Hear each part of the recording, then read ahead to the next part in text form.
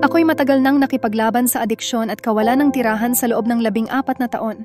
Ako'y nagdadalang tao noon ng kambal, ngunit isa sa kanila'y nawala nung ika-6 na buwan kong pagbubuntis. At ang natitirang sanggol ay ipinanganak na may maraming karamdamang medikal at kapansanan. Noong siya ay nasa 1 taong gulang, ipinakilala sa akin ng kanyang ama ang droga. Akala ko noon, ito ang magiging solusyon sa lahat.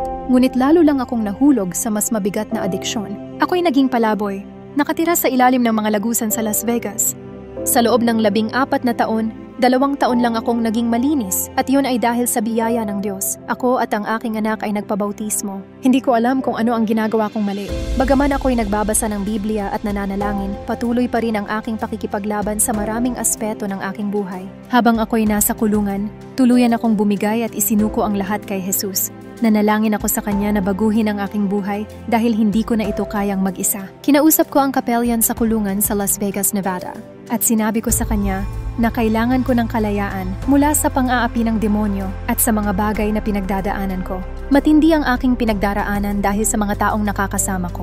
Ako'y nasangkot sa astrolohiya, pangkukulam at iba pa. Mula pa noon, ako'y may pinagdaraanang problema sa aking kaisipan. Matinding pagkabalisa, depresyon, schizophrenia at nakaririnig ako ng mga tinig.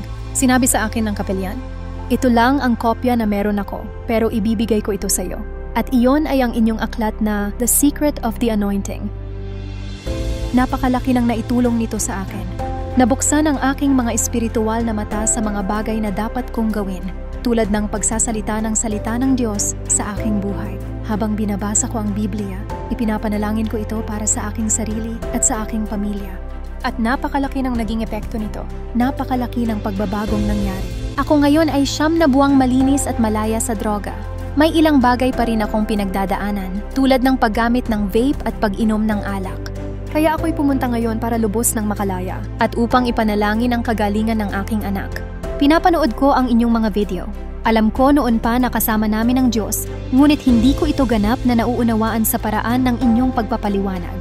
Na ang Diyos ay laging nasa piling natin at dapat tayong maging mulat sa Kanyang presensya sa lahat ng oras, saan man tayo naroroon at anuman ang ating ginagawa. Napakalaking pagbabago ang dulot nito sa aking buhay. Napakasaya ko na narito na ang araw na ito, na tinitingnan ko kayo sa mata. Salamat, Jesus. Purihin ang Diyos. Nais ka pang palayain ng Diyos ng mas higit pa.